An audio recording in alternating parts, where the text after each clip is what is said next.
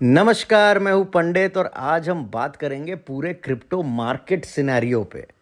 पिछला हफ्ता बिटकॉइन और ऑल्ट कॉइन्स दोनों के लिए ही ज़बरदस्त रहा, पर मेन क्वेश्चन ये है कि क्या बॉटम बन चुका है या क्या ट्रेंड रिवर्सल आ चुका है। ज़रूर हम इस पे बात करेंगे।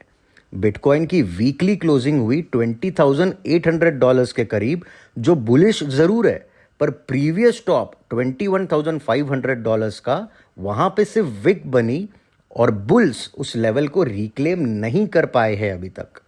दिसंबर में हमने दो एलियट वेव सिनेरियो शेयर किए थे, जिसमें से एक शॉर्ट टर्म बेरिश और लॉन्ग टर्म बुलिश था और दूसरा शॉर्ट टर्म बुलिश और लॉन्ग टर्म बेरिश। इस वीकली क्लोज से सिनेरियो 1 इनवैलिडेट हो जाता है, जिसका मतलब बीटीसी अभी भी ट्रिपल जिगजैग के एक्स वेव में है। यानी जो हमने एक्स वेव कंसिडर की थी सिनेरियो 1 में, वो एक्स वेव ना होके एक्स की सब वेव ए वेव थी, जो खत्म हुई $25,200 पे। फिर बी वेव 1.236 फिब लेवल तक रीट्रेस हुई अराउंड $15,400 पे। और अब बीटीसी फाइनल सी वेव में है, जिसके टारगेट्स 0.618 से लेके 2.618 के रेंज में होंगे। अब आप पूछोगे कि इतनी बड़ी रेंज क्यों?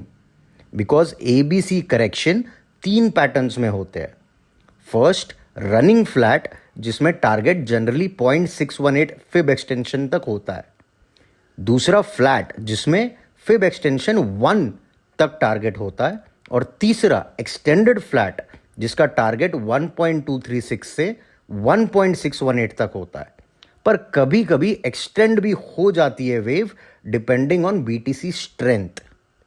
और ये टारगेट्स को इनसाइड भी हो रहे हैं लास्ट हाई के गोल्डन पॉकेट से। आई होप दस ये रेंज अब आपके दिमाग में क्लियर हो चुकी है। Now listen carefully. 0.618 BTC touch कर चुका है, तो कैसे पता लगेगा कि वेव खत्म हो चुकी है या नहीं? Depending on the correction. खत्म हुई है तो we need a rejection and not retracement. Means correction backed with volume. अगर रिट्रेसमेंट है तो बीटीसी 19.1 से 20,000 के बीच होल्ड करके बाउंस लेगा। पर अगर बीटीसी 18,300 के नीचे क्लोज करना स्टार्ट कर देता है तो इट्स गेम ओवर। रीज़न ये है कि बीटीसी इतने टाइम से उस रेंज में कंसोलिडेट कर रहा था। अगर रेंज के बाहर आने के बाद भी बीटीसी फिर से उसी रेंज में जा रहा है तो it means bulls have lost the strength. अगर और पुश करना होता बुल्स को तो बीटीसी फिर से उसी रेंज में क्यों जाता? रिमेंबर, वी टोल्ड यू $18,500 के ऊपर क्लोज किया तो सिनेरियो 1 इनवैलिडेट हो जाता है।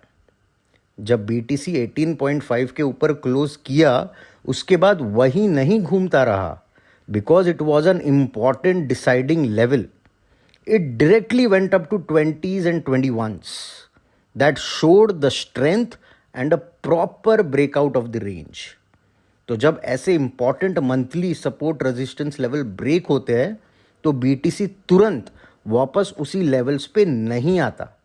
अगर आपको याद है, जून 2021 में जब बीटीसी ने 2 महीने की 30 to 33,000 की लेवल ब्रेक की तो वापस वहां तुरंत नहीं आया था।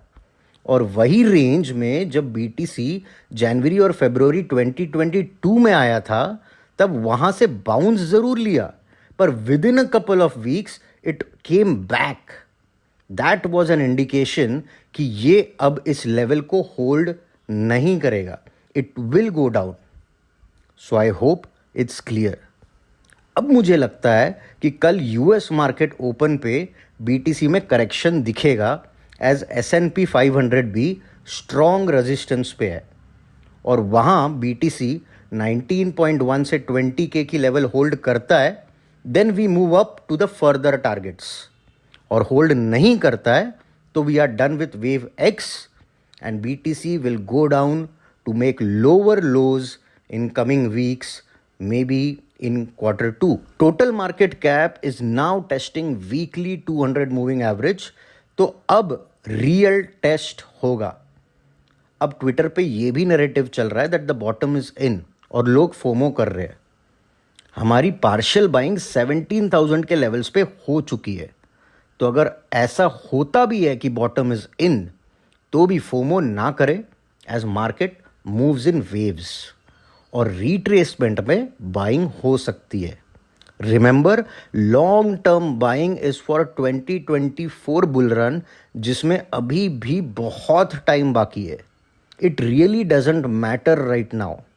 हम हमेशा कहते हैं कि बॉटम पकड़ना इंपॉर्टेंट नहीं है, ट्रेंड रिवर्सल पकड़ना इंपॉर्टेंट है. एंड मैक्रो टाइम फ्रेम पे अभी भी ट्रेंड रिवर्सल नहीं हुआ है. तो इन बातों को ध्यान रखें एंड ट्रेड सेफली. आज के लिए इतना ही. मिलते हैं अगले वीडियो में. तब तक के लिए बाय बाय.